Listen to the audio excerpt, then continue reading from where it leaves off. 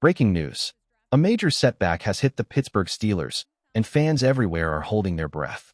Two key players, cornerback Jalen Ramsey and wide receiver Calvin Austin III, are now facing injuries that could keep them sidelined for several games. This breaking update has shaken the Steelers community, and questions are already rising about how long these stars will be missing from the field. Before we dive deeper into the details, make sure you subscribe to the channel, hit that like button, and don't forget to press the bell icon so you never miss the latest NFL updates. Now, let's move on to the news. Reports confirm that Ramsey is dealing with a hamstring issue, while Austin is struggling with a shoulder injury. Both were hurt during the Steelers' recent win over the Minnesota Vikings in Dublin. Ramsey even attempted to return to the field, but couldn't push through the pain. That tells you how serious this situation might be. The big question now is, how long will several games actually mean? Could it be just a couple of weeks? Or are we talking about a month, maybe even longer? The Steelers are on a bye week, and head coach Mike Tomlin won't be addressing the media right now, which leaves fans searching for answers. Until insiders like Adam Schefter, Ian Rappaport, or Jerry Dulac bring more clarity, this remains a big cloud of uncertainty. What we do know is this: losing Ramsey and Austin is no small blow. Both players are central to their side of the ball, and their absence will be felt immediately. The Steelers might need to look at roster adjustments, especially at wide receiver, though for now, it seems they'll rely on in-house options at the nickel position. Brandon Echols, who handled slot duties well in training camp, is expected to step in. The Steelers appear confident about their options at the nickel spot, with Joey Porter Jr. expected back after the bye week and Darius Slay locking down one side. The team has some flexibility despite Jalen Ramsey's absence. For now, the most likely solution is Brandon Echols. He has already stepped up this season and shown he can handle tough assignments in the slot. If Echols needs support, the Steelers still have depth behind him. Beanie Bishop Jr., who was originally in line to be the starter before Ramsey arrived, remains available and could be elevated from the practice squad if needed. And let's not forget about Dante Kent, a young draft pick the team is very high on. Looking outside the roster, free agent options don't seem particularly appealing at this point. But there's one intriguing name to watch: C.J. Gardner-Johnson. Though primarily a safety, he has the versatility to play that big nickel role, something very similar to what Ramsey was doing in this defense. If the coaching staff decides they need more size and physicality at the position, Gardner-Johnson could be a short-term answer. Still, the question lingers: would the Steelers actually make a move if Ramsey is only expected to miss a few weeks? Bringing in a player like Gardner-Johnson would create complications once Ramsey returns. That uncertainty makes it more likely the team sticks with Echols for now, leaning on Bishop and Kent as needed. Either way, it's clear Pittsburgh has prepared for this scenario. They may be losing a star, but they aren't without options. Now let's turn to the wide receiver situation, because this is where things get very interesting.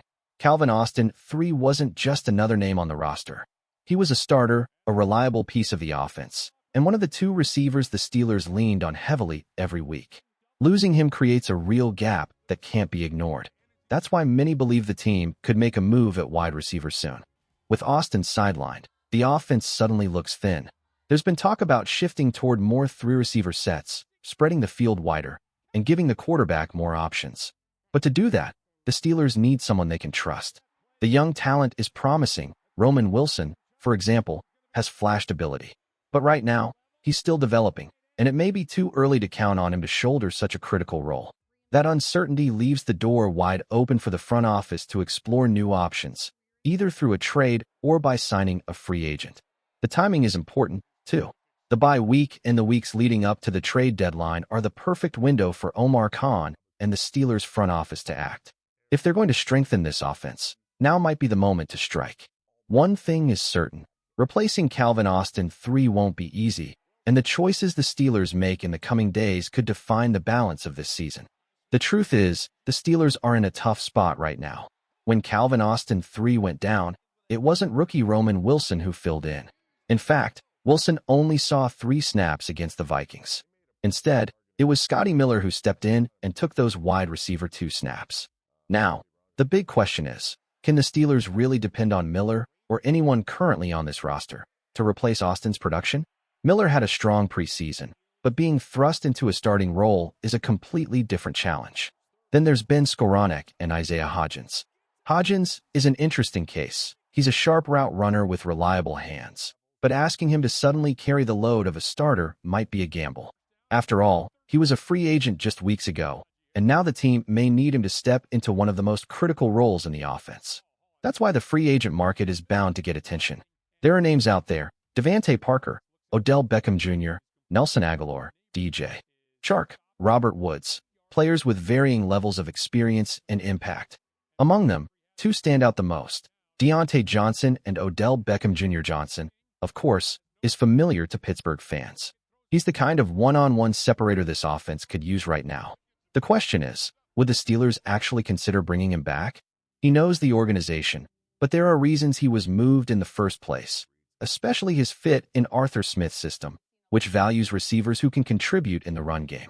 Still, when you compare profiles, Johnson offers exactly what the Steelers lost in Austin: quickness, separation, and reliability on the outside.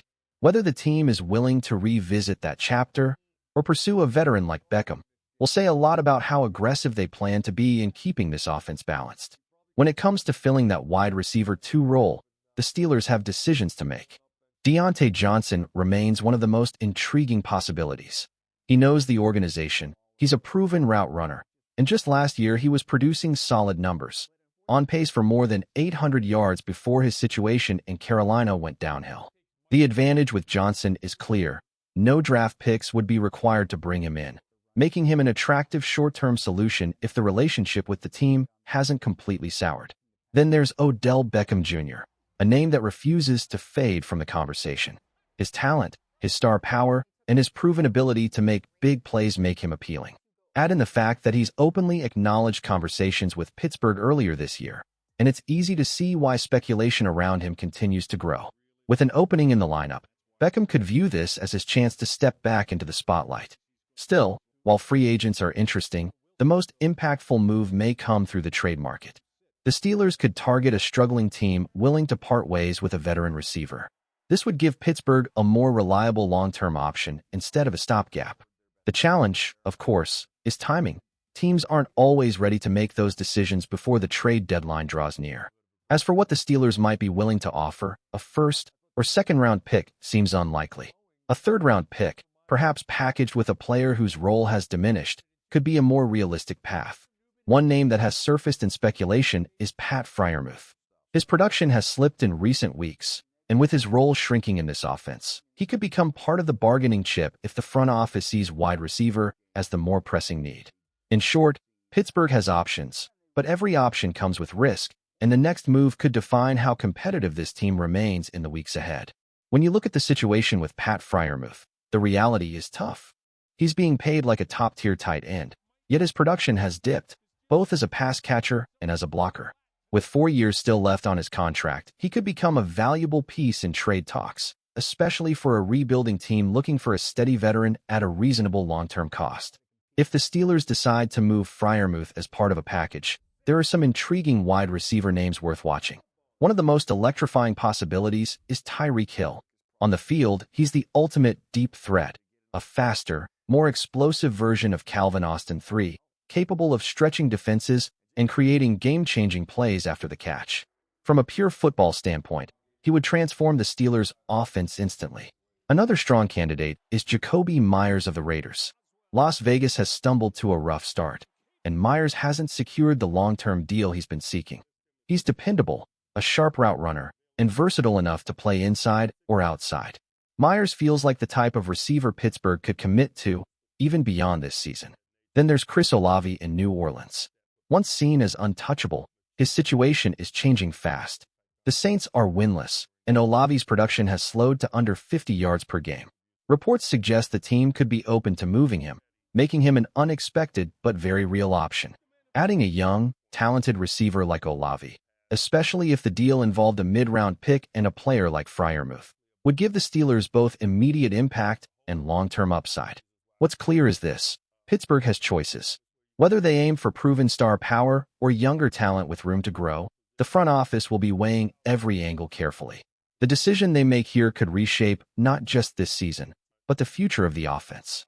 Among all the possibilities, one name feels especially realistic: Chris Olave. He checks nearly every box the Steelers need right now: sharp route running, the ability to separate against man coverage, and the speed to stretch the field. Yes, there are some concerns about his concussion history, but the upside is undeniable. If Pittsburgh could land Olave for a third-round pick and Pat Freiermuth, that would be a massive win for this front office. If Olave isn't available, keep an eye on Rashid Shaheed. He's entering the final year of his contract in New Orleans and brings a similar skill set to Calvin Austin III. Dangerous speed, punt return ability, and one of the best deep ball tracking skills in the league. He could step into that role almost seamlessly. Another intriguing option is Christian Kirk with the Houston Texans. Pittsburgh had interest in him before, and with the Texans off to a shaky start, he may be more attainable now. He wouldn't carry the price tag of a top-tier receiver, and a mid-to-late draft pick might be enough to bring him in. These names, Olave, Shaheed, Kirk, and a few others, are exactly the kind of additions that could keep the Steelers' offense from losing momentum. With Calvin Austin sidelined, finding the right replacement isn't just about filling a roster spot. It's about making sure this team stays competitive in a season that still holds big expectations.